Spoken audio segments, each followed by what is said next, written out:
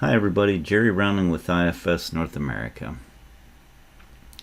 I put together a little training video for people who are interested in setting up asset management in IFS Cloud. Through the years, I've learned some tips and tricks on setting up databases really quickly to be able to start training or do internal training or just to jump in a new database and have it set up to do a demo. I've been working with Lamont May, a new hire, who agreed to let me go ahead and use our session for this video. And I thought I would go ahead and preface it with a couple slides so we just didn't jump right into it. We've been doing some training for the last few weeks, so this isn't for somebody who's never seen IFS. It's for somebody who's had a little bit of training, but now is up to more of the intermediate scale. This is broken up into three sections. General system setup with site resources and parts, setting up equipment, just doing a simple structure, as well as setting up PMs on one of the equipment objects that we have in our structure. We're going to be jumping right into the first section where we're going to create a site called Boulder. We're going to set up resource structure and groups, and then we're going to go ahead and set up some inventory parts as well as the spare parts list. Without further ado, let's jump right into this session. Thank you. So we're going to build this stuff out from scratch. We'll start with the site. Do a new. Call it site.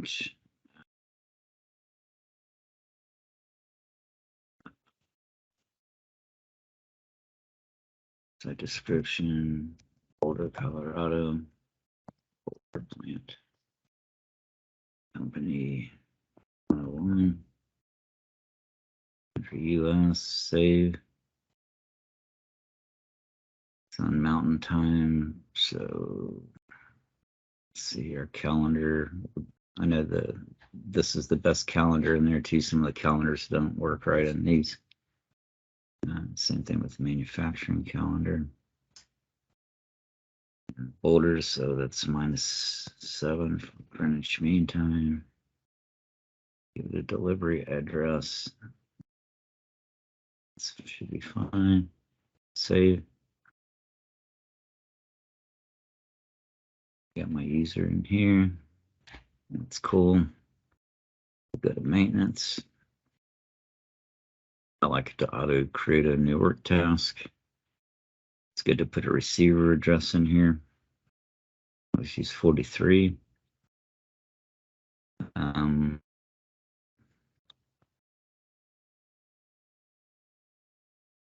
Leave revision control on.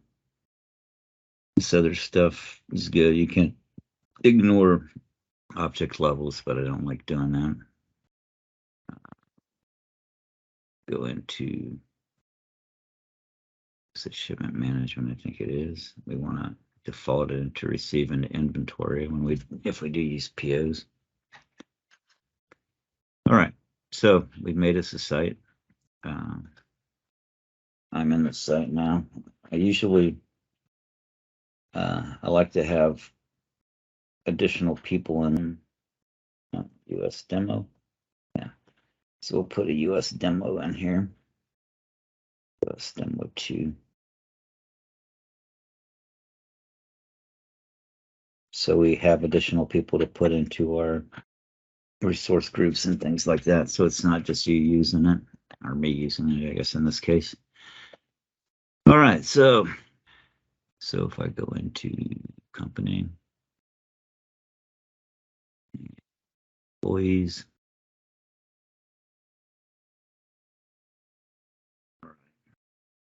employees, do a new. Jury 2 is what I've used for the service one. That works.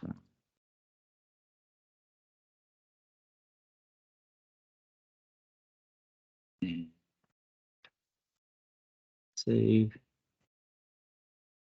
Fine. So let's do a resource structure. New one. Call this CO auto.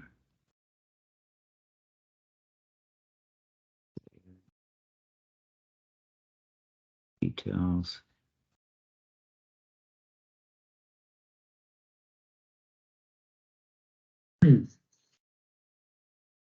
Company is 101.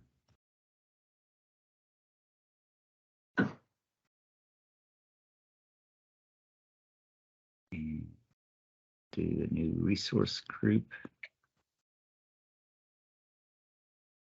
Call this one a person group. Using maintenance.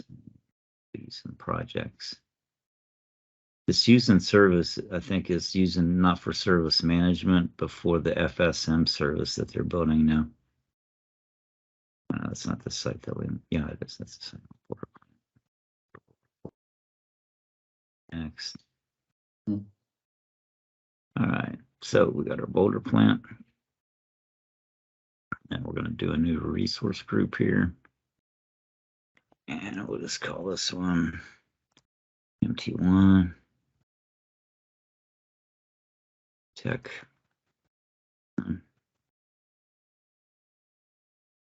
Be a person group. And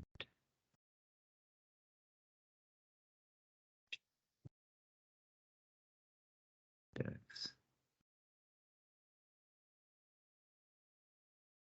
So how is this different than the one you just created? You don't have to change a category to something, or? Just grouping them together.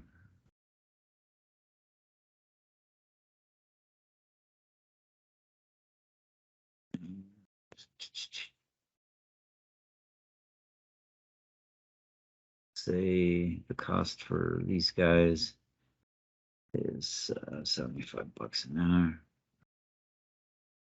Finish. We'll make another one in here, but we won't mess with it right now. Text in here and then put tools and equipment here. And go ahead and make one more of these guys and call it a day. I wish it had a copy. You don't have to put persons in there? No, I will, but I'm going to put one more maintenance tech too. Gotcha. Part of this I'm doing is because the way I play around when I'm training, and I'm kind of doing that with you. P2. This would be like a maintenance tech second class, you know.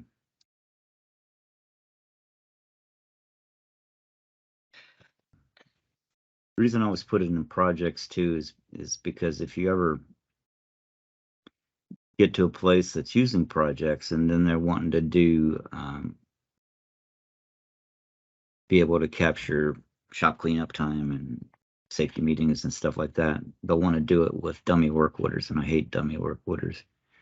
So if you can get them to do an admin project, it's better. Just as a cost bucket? Well, yeah, because you need to drive it to something, and you're going to have a bunch of work orders that you're going to have to make sure the time doesn't get into the mix of your maintenance.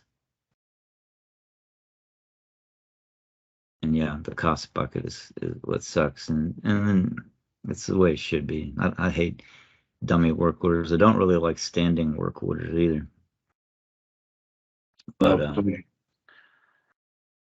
it's hard to track what you did in a standing work order. Yeah, but people want to do that all the time. All right, so we've got that built. Easy enough. Okay, now we're going to go ahead and put people in it. And persons, and we're going to do me. Jerry B. Put him on 1 on this one. Save it.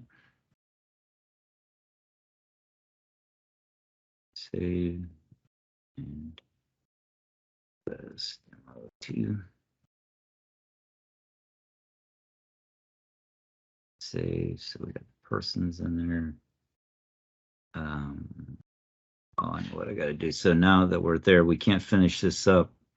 Since we have a new site, we're going to need a new maintenance org for it. So I'll just call this one BLBR. order. CO.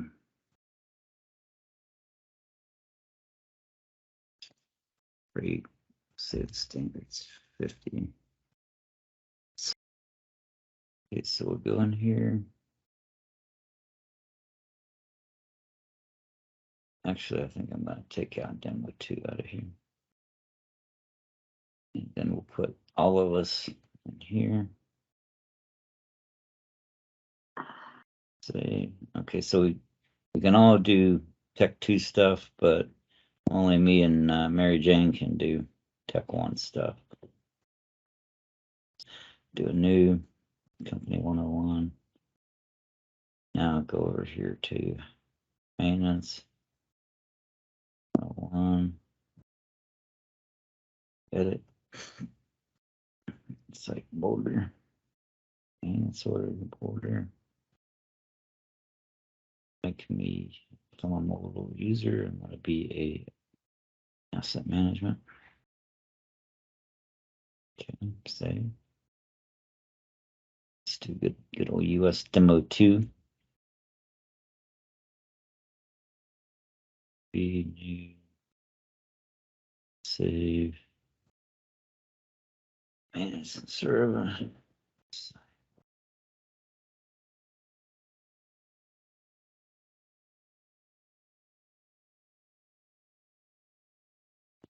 Let's put at least good old US demo 2.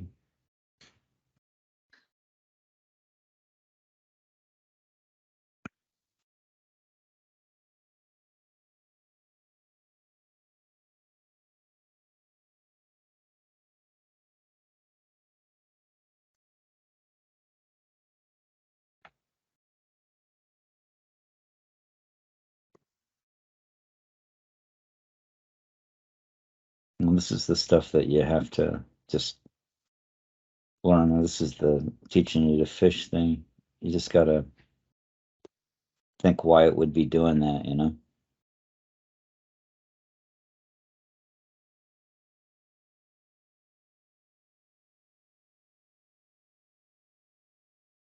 Let's see, it doesn't matter. So now let's make spare parts. We do a new SP1.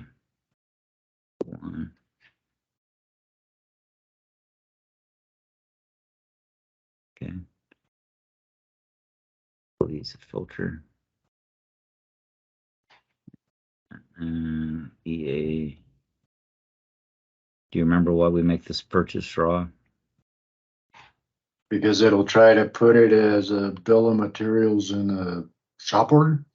Yep, good job.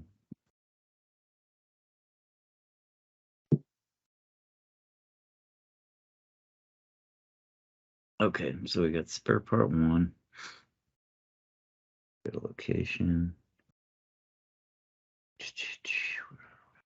Inventory locations. Need a location for your To receive yeah. issue. Yep. For all kinds of good stuff. Or let's call it location M. Maintenance. Location group 30. Picking location. Picking. Cross main will be created. That's fine. Okay. So now if I go in here and I go default location, do a new.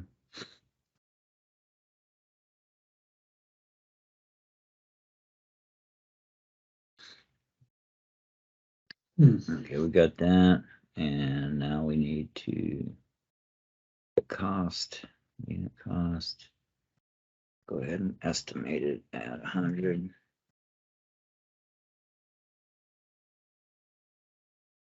I just hit save and it doesn't matter. Okay, so we got that set up, that's set up. Now we want to do supplier for purchase part.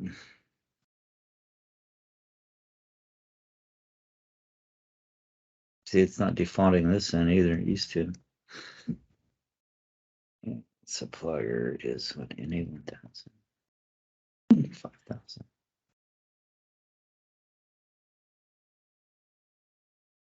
Here's the save. Okay. Okay. Got that set up. I think we're good here. Hit refresh just to be cool. Now I'm going to copy part.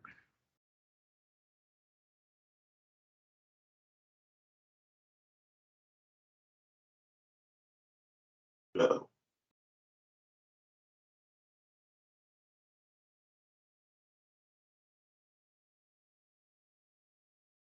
And this is kind of scary. So I'm going to make 2. We'll call this spare part a repo kit. Just doing something generic, you know.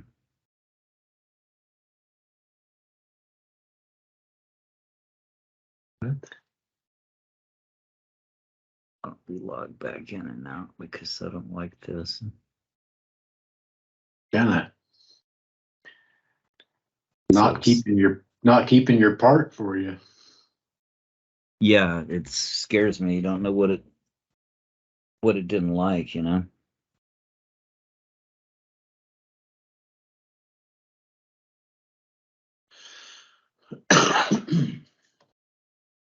It made it, but okay, and we'll do another copy part. Let's see if it blows up again. So if you copy the part, it copies the Everything. supplier, Yeah, supplier, default warehouse location, everything. cost, all that I put in.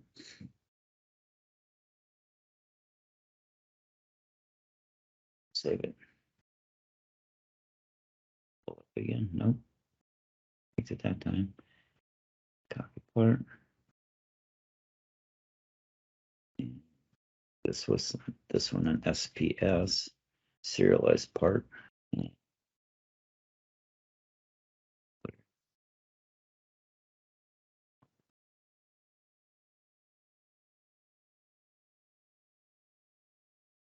Okay.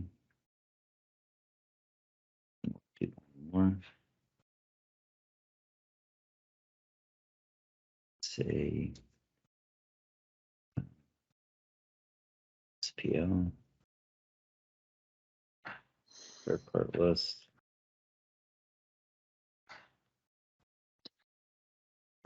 Well, inventory is going to be right. I'll change the cost to unit cost. Just to click too fast. Okay, so this is spare part 1. I didn't really want that.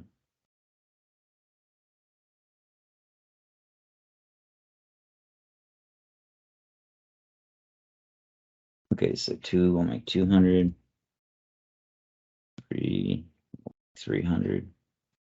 Oops, 300. Serialized one, we'll make 500.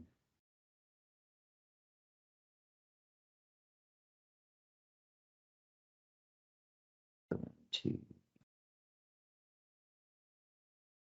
Spare part list. Inventory part. Make 0 cost allowed. Now I can go over here and make the unit cost 0.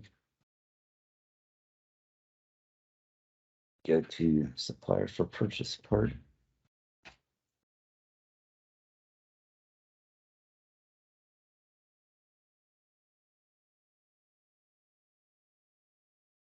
SP. Getting faster at this. Took me I was really fast in the old system on it, but now I'm getting a lot faster in this, which is encouraging. I used to not like this at all when I first started using it, but it was a lot clunkier even, believe it or not. Blew up and did weirder stuff, and it was even less intuitive. So you And I have to think put in the unit cost and then the supplier cost? you don't have to. but it saves you when you do the receiving them. I'll show you how that I just want to set the suppliers up right. But what happens now is when we do receive inventory parts, I've got them all set up now. So receive inventory part, it makes it really fast. Now when I go in, I don't have to go banging around. Oops. You can't receive multiple. You have to do it one part at a time. Yeah. That sucks. It makes sense for like this, because right now you're just poofing them into the system. Right. A lot of times, like if you wanted to do this another way, is we could do a PO for it and receive them all in that way. In fact, we can do that just for fun. Just order. Do a new. We'll do it to supplier. 85,000.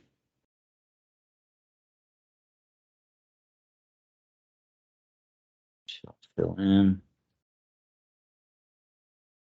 Okay, save it. You have to save it before you can add the lines. Yeah. We should have part lines in here. We'll do a new. Do SP1. 50. Now let's do 100. We use a lot of those guys. Save. Let's duplicate the line. Change it to SP2. What'd you do? You duplicated line? Yeah, I just went in here. This is the duplicate icon. Oh, okay. Just duplicate it and change the part number. Because you're lazy. Yeah. Oh, wow. I almost forgot something. Very, very important. Inventory part. So on the one that's the serialized one, we have to make sure that we go to the part page and set serialization. Ooh, yep. Once you receive that, we wouldn't have been able to do that again. So I think we're good there. We can auto-generate serial numbers. I got no problem with that. And you're able to do this because you were set up as a buyer and everything, right? Well, you can pretty much do it anyway. It really didn't matter that I was set up as a buyer and stuff. I just have I have all the rights in here that you need. Okay, so what am I? Oh yeah, SP.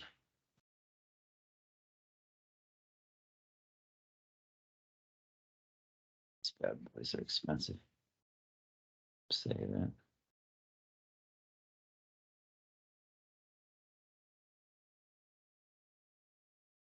Good there. My sorter. Go ahead. All right, so we got this. See, register arrivals. That's what it's called. What's the PO number here? 291.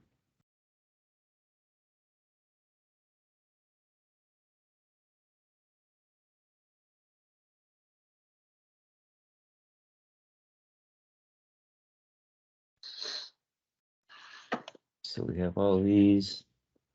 You kind of have to do like a manual receipt on a serial because they come in as serial parts. So we'll receive these. So in the real world, you would receive them one at a time and enter the serial number, right? Yep. That's why it's like So that. you could track it.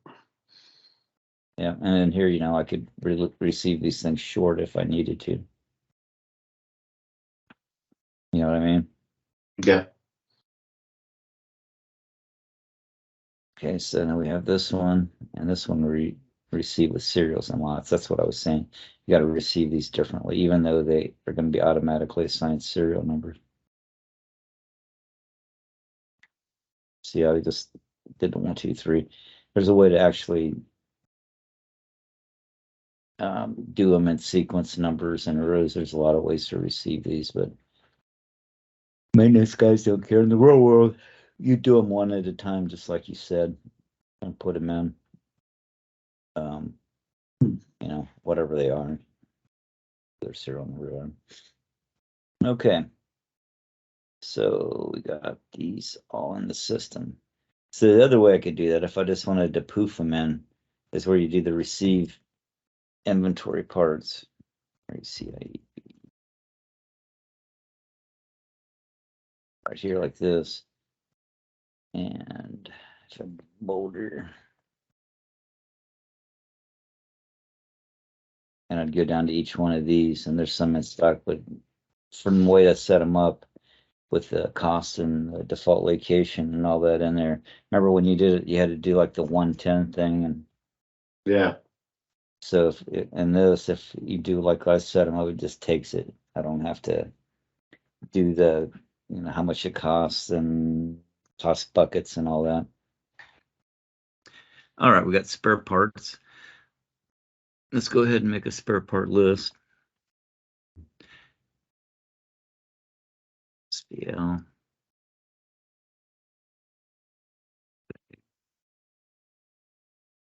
Put a SP.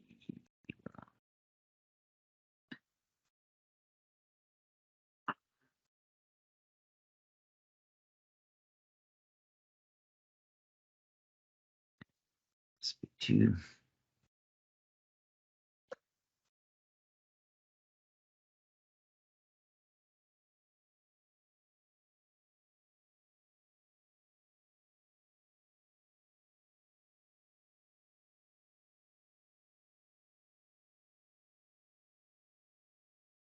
And then the quantity is like if you had bearings or something that you need a set of 2 every time, you would put that in Yeah.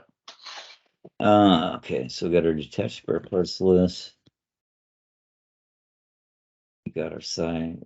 Now it's time to build equipment. Well, I know that was fast, and I don't expect you to be able to keep up with the pace that I was going at, but hopefully you can play this video on one monitor while you're following along on another. We've gone ahead and set up the site and the parts and the resources, so now let's go ahead and build a simple equipment structure. Go ahead and build out a piece of equipment, then dive a little bit into object type and type designation and discuss how technical classes are associated with them. So I'm going to go to the functional object, and I'm going to do object site, BLDR, plant, object level 30.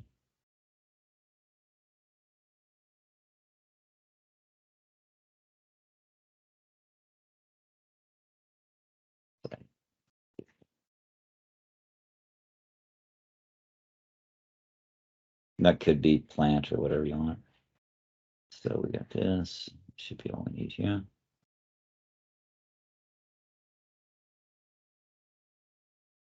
Navigator.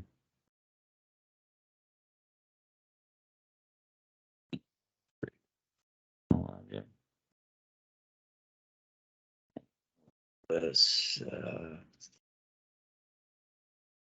projection molding.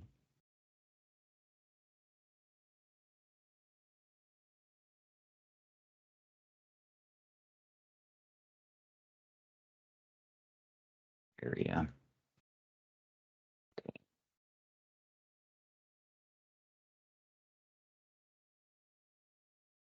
Screenshot.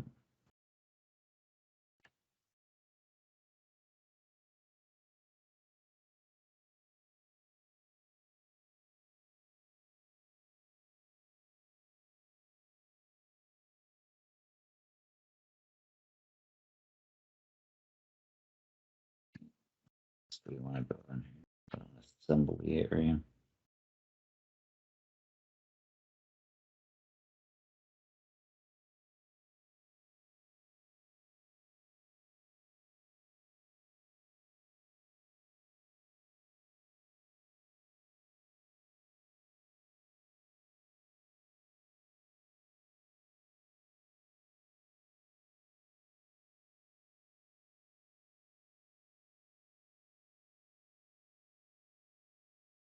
Okay, so we got some stuff to play with.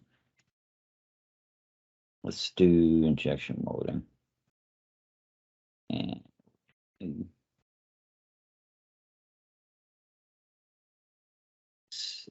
And dash mm colleagues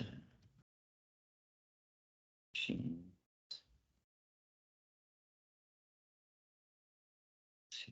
60.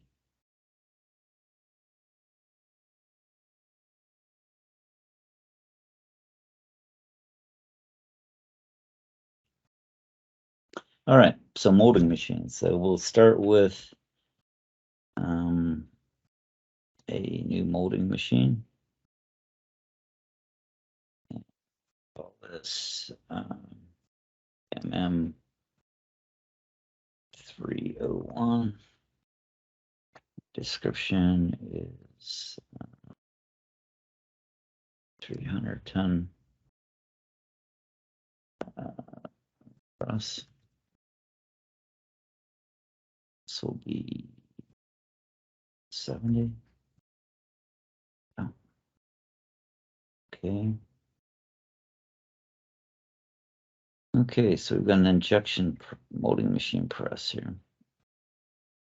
Why did you do 301? That's just the number of the molding machine. And so it's a 300-ton press. So if I wanted to do another type here, if I did a new functional object,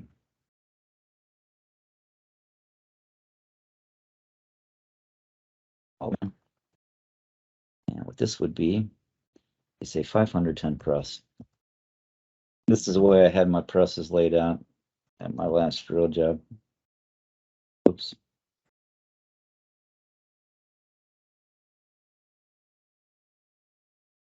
So if you have, there's a difference in a 500-ton and a 300-ton press. So we're going to go to item class. Or no, we're going to start with process class. Okay, process class is IM. So IM, injection molding machines. Now, if I do a new one, so we'll call this class MM300, 300-ton.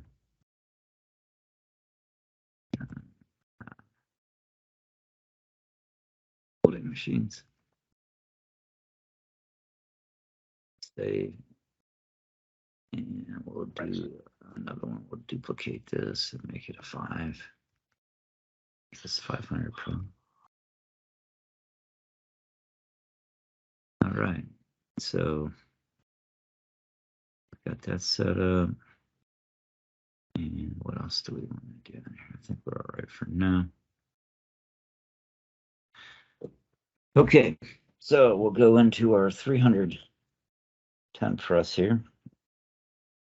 And we'll build this guy out.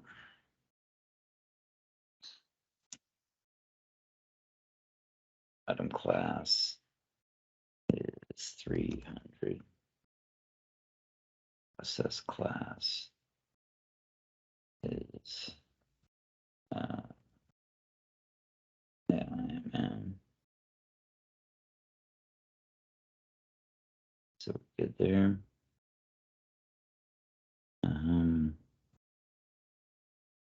Over here, test points.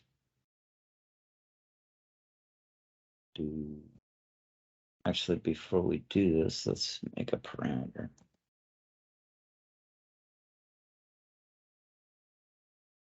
That's what you call an injection motion shot. So that'll be accumulated.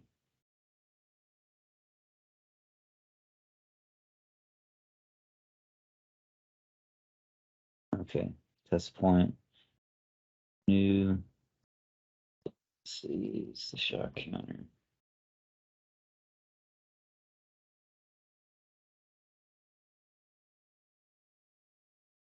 Cycles. I don't know, shots. What I did. Shots. Measure EA.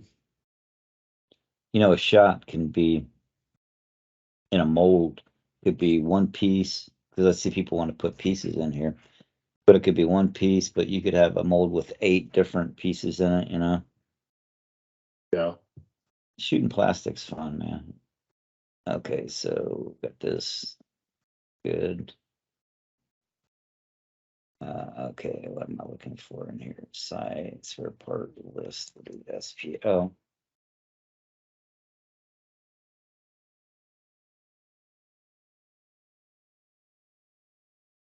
All right. So, you know, the premise behind this is I have like a one-off part that wouldn't be the same on the other machines. Kind of how you think about that. I'll tell you what we'll do is we'll play around. I'll teach you a little bit about the wonderful powers of object type. All right, so we'll go in here and do object type. New, and make this subject type.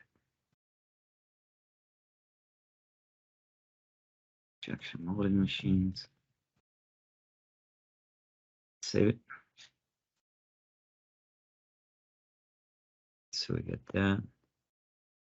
And now we're going to do something really off the cuff. We're going to go into characteristics. It's been a while, so bear with me. It will be clunky.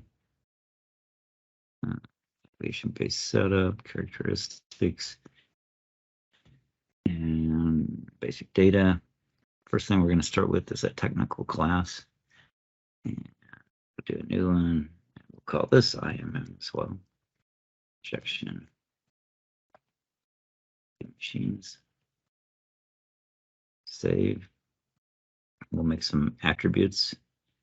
Yeah, I'm not going to get real cute on this, but we'll do one.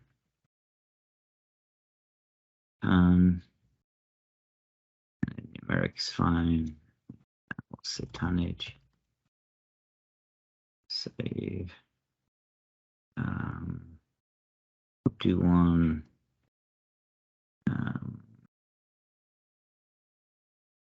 Is it robot ready? Make this an alphanumeric.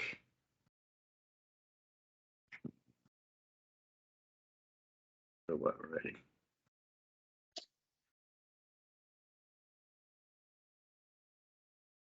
Save. Put another new, and we'll say type. Power type. Make this one.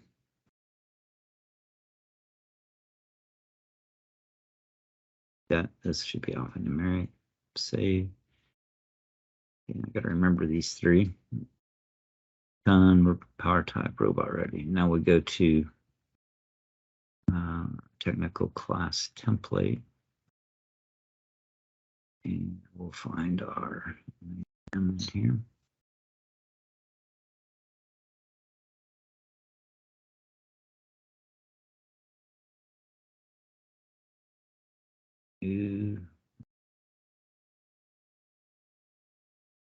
Ton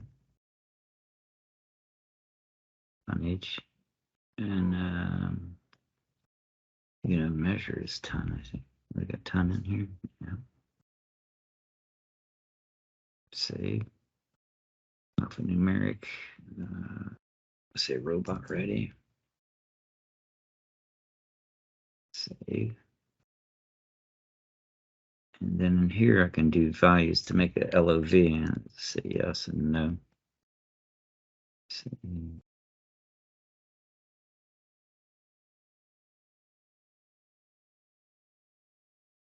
Save.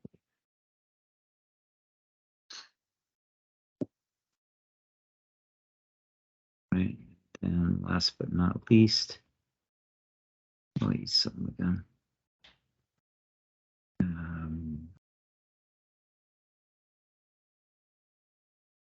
Here, edit. Make this order number 2. We'll do one more. What was my other one? Do you remember? Power type.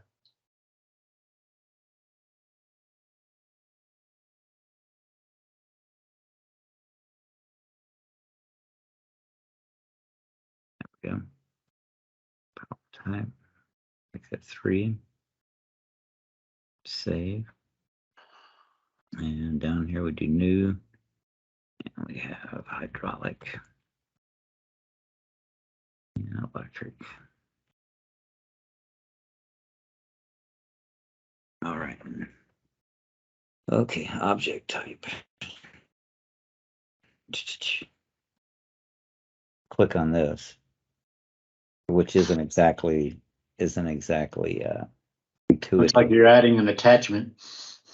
Yeah, and you sort of are, because you can attach a document to it too, and then characteristics, and then you select the technical class, which was IMM.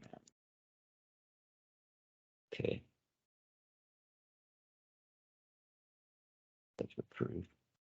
Okay, so what happens is when I put that object class to there, what this is going to give me is the requirements. I'll show you. So I'm taking you a little deeper into stuff now. But see, I can't just blow you away with all this crap to begin with, you know? No, I would have been lost. So if I go, I mean, you're drinking from a fire hose anyway. So if I put this object type in there, right? What this does for me now is if I go to, where does that live now? And more information, I guess. And I go to the requirements. Now I've got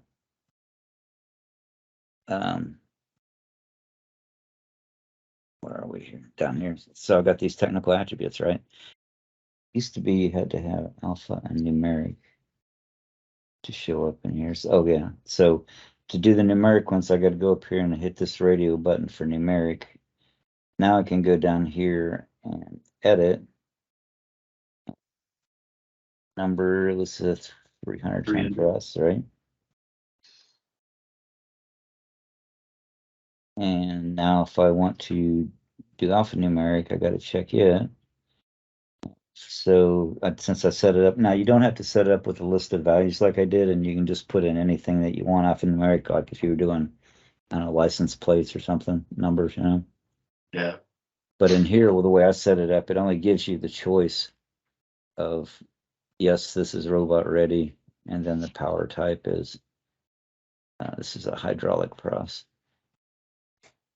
There are electric 300-ton presses. Don't know. Why couldn't you have just selected both and did all 3? So the way the system does it, it's a really weird thing the way technical characteristics work. They're not really in a table either. They're kind of in a sideways table. And I'll show you. We go to, and they're kind of hard to find. So you got to remember to go to application-based setup. Okay, so since they're not in a table, I can't do it from an overview to find it, but what I have is the best fit search. So if I want to go in here and I select my class of my IMM, let's say I had a whole bunch of them in here. And now I want to know all my presses that are robot ready. Hit next. I basically get an out. So next. So I basically get like an Alta Vista search that tells me how many presses would have that. There's 100% chance and there's 1, you know. So when you set it up, like this is mostly kind of for engineering and you know, for finding things, parts, and all kinds of different things in here. But for asset management, you know, that's basic thing. So if you want something that you want to be able to associate with the equipment object from the overview table that's easy to find and you're sorting with, you need to make a custom field for it if you can't use any of the fields that are already in. Does that make sense? Yeah. Okay, good. So sometimes I don't know if it does for me. But that's just the way it is. Saves you from doing a big SQL statement to go find all my widgets.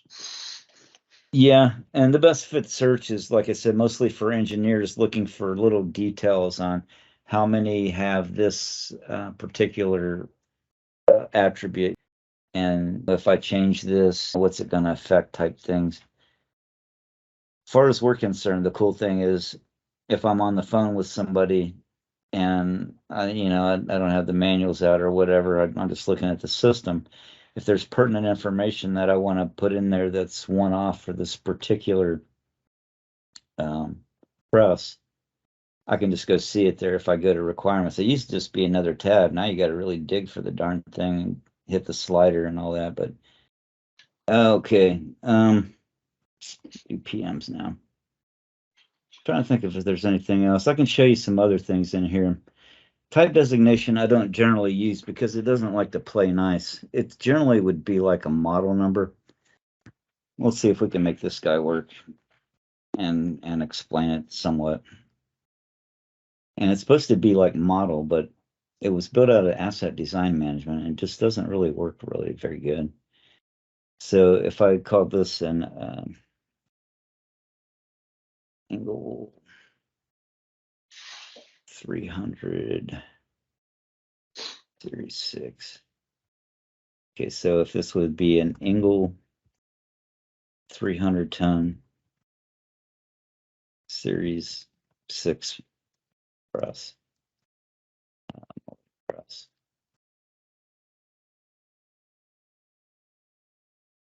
And so you have to associate it with an object type, and this is where it doesn't play nice sometimes. So on the object type, you didn't associate that to an object yet. Yeah, I associated it. That's how you got the requirements things in there. Type designation. Yeah, this is a new one. This is type designation that I had associated with that object type.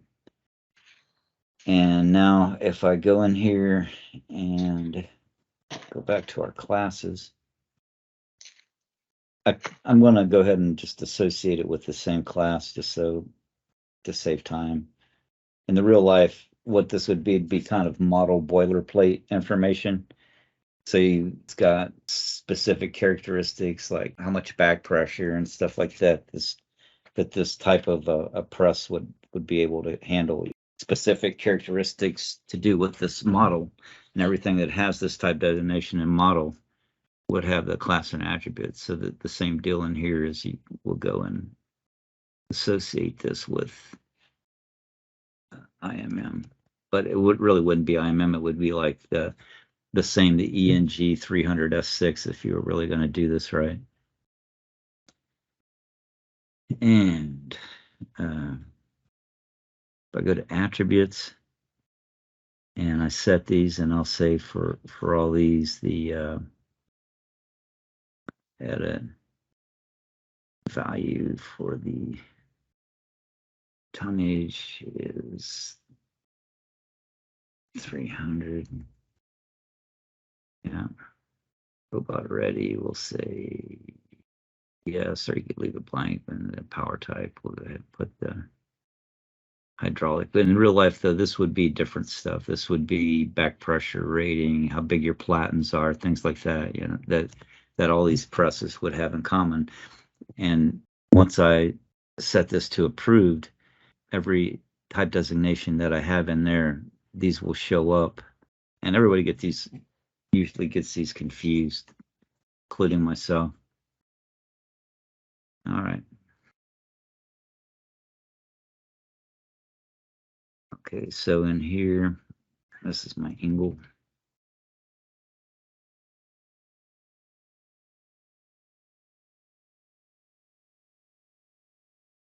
And what it's going to do for me now is if I go to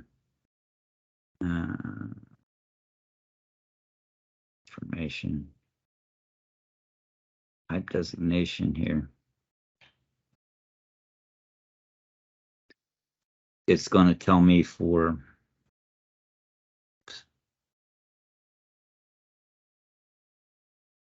where are you? Here, let me get rid of some of this stuff here.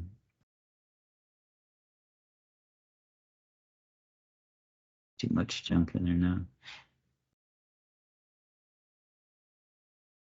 Okay, so in here for type designation, it's going to be 300. Oh yeah, there it is. So this will be the same for everything. for every machine that's got this type designation. And if I wanted to go in here and modify this, and what I would do is push it out, and it would change everything that's got that same type designation on it. Okay, so this is like basically model specific attributes. And if I had this on several, if I went in and changed this, I refresh the attributes, it's going to push it out to all of them at once if I make a change or I add something. So that's why that's really hard to explain to people, and you don't want to confuse them with them too much out of the gate, you know? Makes sense. My item class, I thought I had that in here. Must have accidentally clicked on it or something. Now, sometimes the problem that you're going to have is these guys will fight with each other. Item class and object type. So, and how to figure that out just depends on what you did. All right. So we've got a 300-ton press built out pretty nicely. So now what we'll do is we'll go to task template.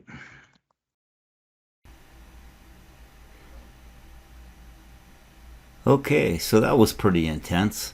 If I were you, I might go ahead and take a break right now, get a drink of water, clear my head, come back and get ready for section 3 here, which is about setting up the PMs on an equipment object. We're going to create a task template. Then we're going to duplicate that template a couple of times and apply them to a PM program. After that, we're going to take our equipment object that we've created, associate it with that PM program, and generate PMs. Then we're going to go ahead and generate a PM work order from that and call it a day. Okay, so we'll call this M300 dash M. Now, if we're really going to do this, it would probably be like the Engel 300, because you probably would, there'd be a good chance that your PMs would be different between like a Cincinnati or an Engel or a Haas or whatever. We'll say monthly PM, action M.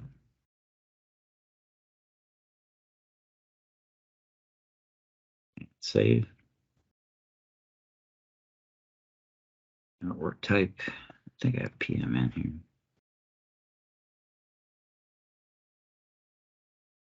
And this is all good.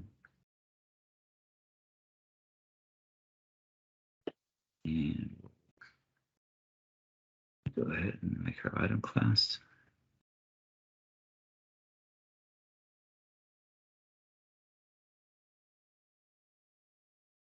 What was the item class on this? 300.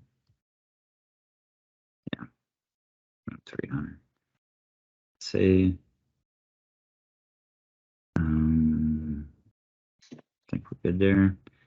Work list. Monthly PM. Duration. Say an hour. Save. Open this guy up. Steps. Check safeties. Safeties. Save. Check flood levels. Save. General conditions. Save. Resources. Say a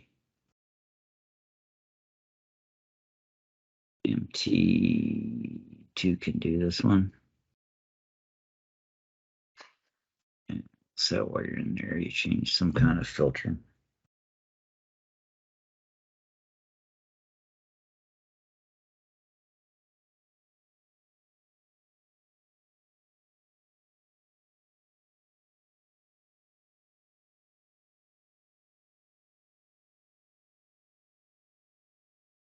really hate that they don't lay these out nice every time the same way, you know? Yeah. I mean, you know you're going to have, you know, if it's required, the darn thing should be in the visible range to begin with. You shouldn't even have to go to the table view. And honestly, you should default to table view. That's the view everybody uses. But what they say is when people are going places they don't know, you're not using up the bandwidth. But there's plenty of bandwidth these days. Bandwidth's cheap. All right, so we got that done. Maintenance triggers. Do a new trigger type calendar. And interval.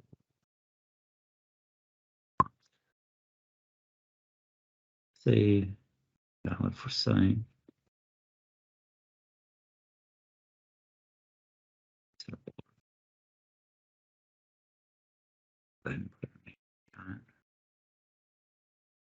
Okay, so we're going to just do a monthly and do a annual.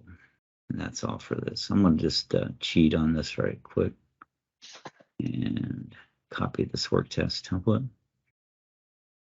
Copy everything in here, not the spare part.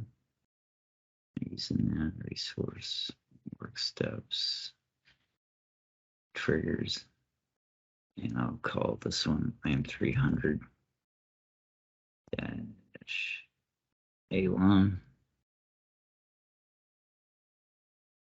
Okay.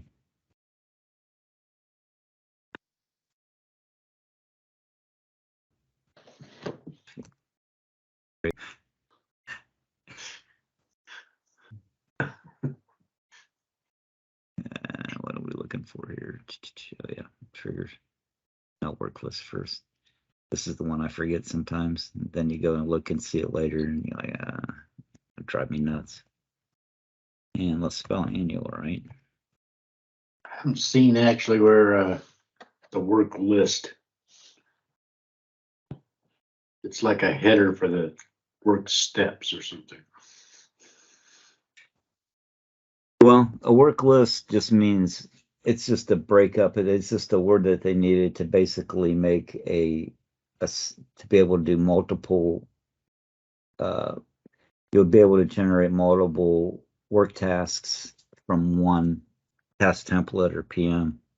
Like on this one, what we can do, I'll show you what we can do on this one actually, is in this work list, I'm going to go back in and put my material back in here. Oops, put my SP1. We'll play around, we'll do something different here. Because, I mean, I'll show you what we can do with this, okay? So I'm going to make this back into the monthly. And I'm going to do a new one in here. And I'm going to call this the quarterly PM. Or no, annual, I'm sorry. And we'll say this one takes 8 hours. Because they really do. And the work steps in here, pull screw, clean, measure. What's the aim %? There you are. And measure. Measure, screw, and barrel. These screws and barrels cost buku bucks, man. And what I used to do is have the guys pull them and clean them, and then we'd measure them, and then I would chart the wear on them. And I could tell when certain processors were using too much back pressure to try to shoot it too fast because it would be wearing them out in certain spots.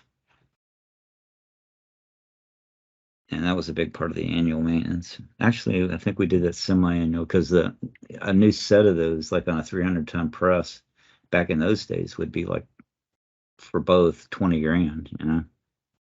We'll do oil analysis. Anyway, that's something that in there. And materials. We'll put our little rebuild kit on here. Speed 0. Save. All right. So we got a monthly and the annual in here. So what I'm going to do is, when this kicks, I want to suppress the monthly when we get to generating them for different things. But Okay. your work steps aren't gonna show up. I mean, your monthly work steps aren't gonna show up, just the Yeah. ones you just entered, right? No, because I put them both in. See, I got these work steps. So I'm going to have two different tasks on this PM when it kicks out, one to do the monthly PM part and one to do the annual, which I think is a pretty good. After you and I were working, I was thinking about what is a really sweet way to do this. This is really the best way, because you saw what I did is I went and I copied my monthly. So if I was doing a quarterly, I would copy the quarterly, or I'd copy the monthly, put the quarterly in here. And if I was doing an annual too, I would copy the quarterly, which would have both. And the quarterly will have 3 tasks on it. And I don't think it's a bad deal to do the tasks separately. You'll see what I mean, I think. Can you open the work steps up again on the monthly? Check safeties, fluid levels, and just general conditions. I thought when you copied, I didn't think you copied the work steps. I did. What I didn't copy was the material. Oh, okay. That's Yeah. why I was confused, because I thought you I did probably not shouldn't have copy the the way I work was steps. originally thinking, to be honest with you, but then I changed my mind. But this is one reason that's good for me to work with you like this, because generally I used to go to like 3 or 4 or 5 customers in a year at least, doing the basic training. So I would get better and better every time. But now that it's all different, it's good for me to be practicing this and getting a good flow with you. And part of the time in the old days, I was doing like this with internal people too, which got me in the flow when you're in front of the customer. And like the maintenance triggers here, we'll just make this 12 and save. So this should be good. Okay, so now let's do another one, but we need to change the actions. Say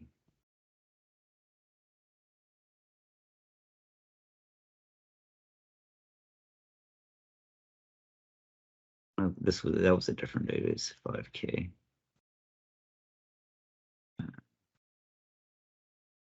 So this is 5,000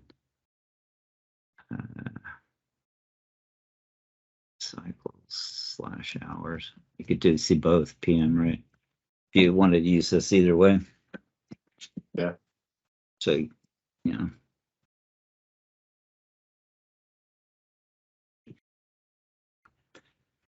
Okay, so we're going to do one more new one, and we'll go ahead and we'll copy this.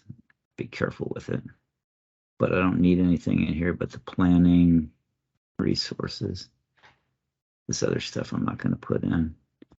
I'm going to call this IAM 300-5K.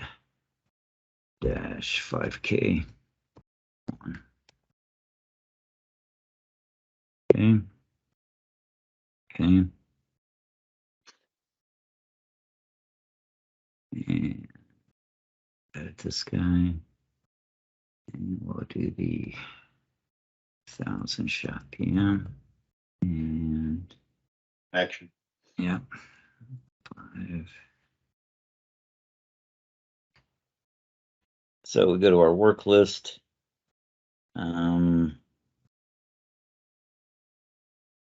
Let's see here. I'm gonna delete this guy. I probably shouldn't have even done a work list. Edit this one. Do it because it's not one that suppresses others. It's the one that pops up. 5K. 5,000 shot. PM. Duration. Let's say 2 hours.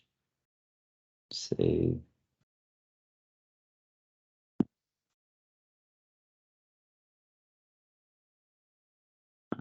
Steps. Say calibrate back pressure. Save it.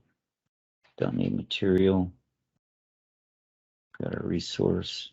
That's cool. That's all good. It's basically just a calibration. No new parts, no trigger.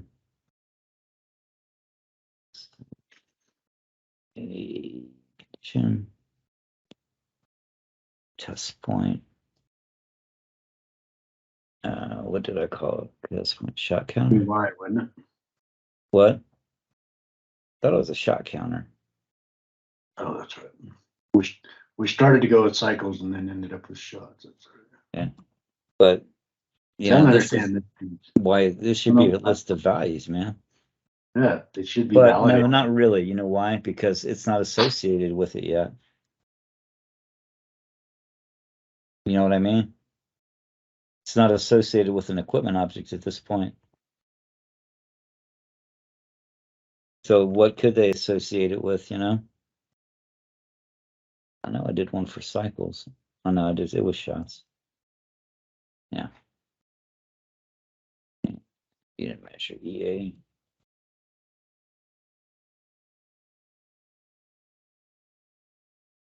Start value. We'll say 100,000. Additional interval 5,000. Perform date based, yes. Save. Notice this is a lot different than the PM one. It's not got any, no. Yeah, that's right. So, condition table. See. Why does it have your interval? What's that? Why doesn't it have your interval unit in there? It's just on the table line.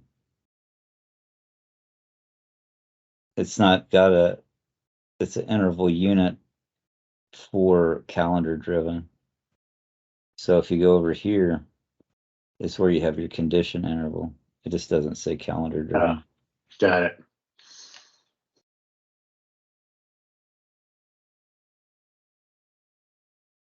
All right, so we got this guy set up. I think we're good. So now if I go in here, do my 300.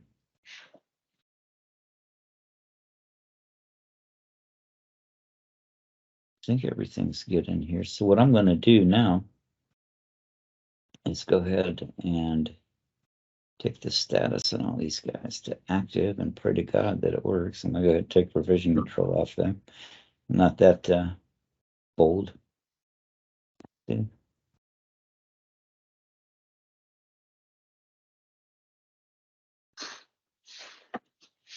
Now what I'm going to do is make a PM program for this bad boy.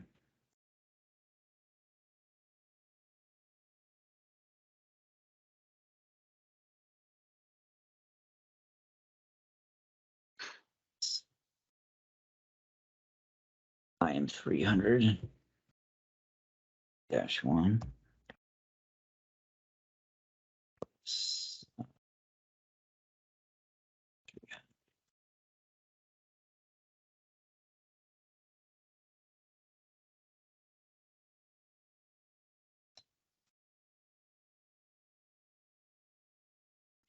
Save it. Then we're going to our classes. Process was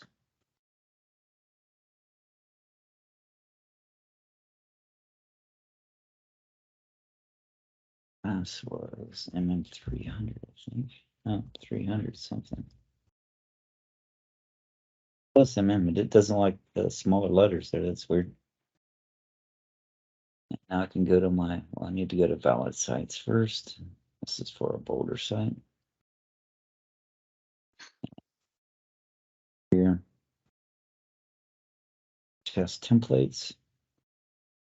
You should see all these guys and we'll do the monthly. Save. Do annual. Yeah. Save. The 5,000. see. All right. I think this guy's ready to rock. So now we're going to go ahead and make this active. Vision control. Refresh it.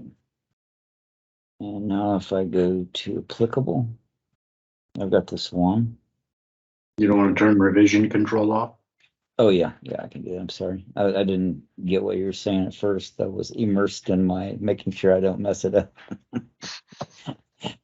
Not listening, which is not a good thing. Before you go changing it? Yep. Now I'm going to apply the PM program.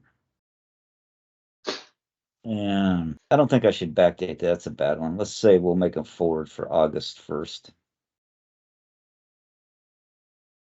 Okay, and we'll hit OK. We'll see what happens. Let's go to work test templates. Well, here they are. And if we go to our navigator again, yeah. You know what Jerry needs to do here right quick is add a beyond. Like this.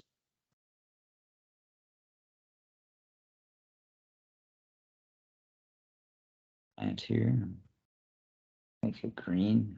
SFN, it's running great. One other thing that I should do right quick, resource drop share. Peeps.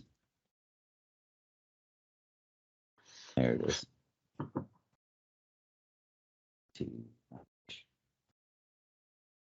All right, so we got the peeps. All right, so we're good here. Okay, so go to our PMs. Now you can set that as your home page. Oh yeah, I could if I wanted to. I'm not gonna do it right now. I kind of like the idea of when I go back in, I can see where I was last time as far as the. That's true. But either way is fine. Really, the main place you should put it is like on the asset management control center one. If you're gonna train, and I might do that on if I was in training. We still got a lot of playing around to do with this stuff. We do. All right, so we got our PM action here. We'll start with our monthly. Revision control. Yeah, I'm gonna go in. Ooh, didn't like it, did it?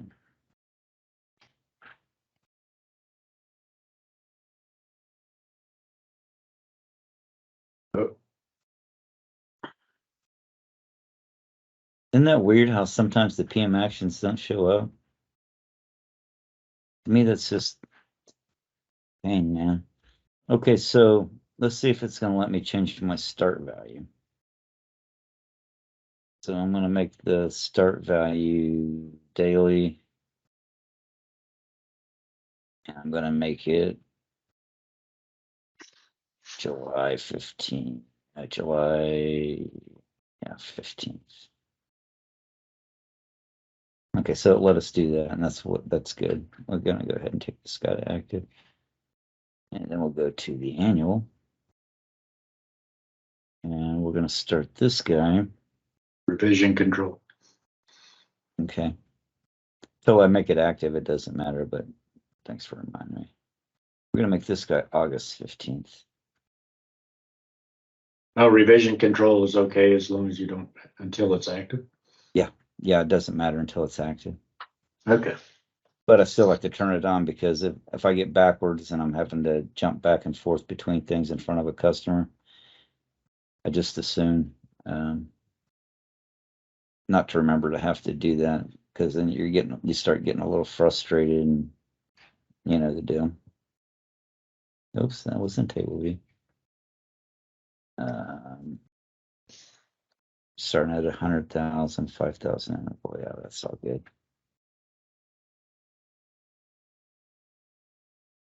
What we're going to do now is go into the annual placement.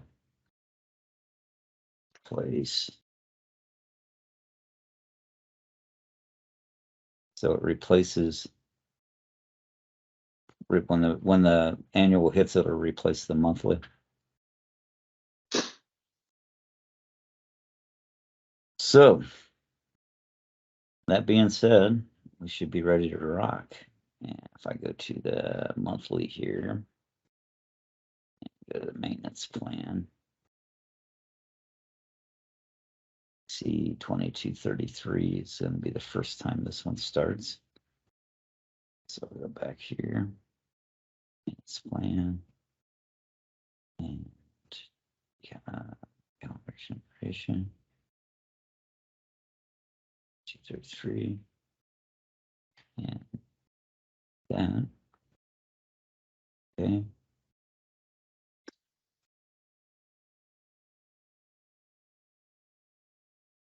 Fresh.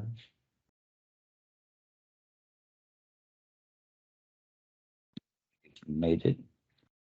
So I'm going to go ahead and go to prepare work order. I'm not going to fool with this guy right now. I mean, it did right, and it suppressed the other one, which it was supposed to. Anyway, I got a meeting here at 3:30, so I think we've had a pretty good session. And that concludes our video. Thank you for watching. I hope this was of some use to you. Feel free to contact me if you have any questions, and other than that, have a wonderful day.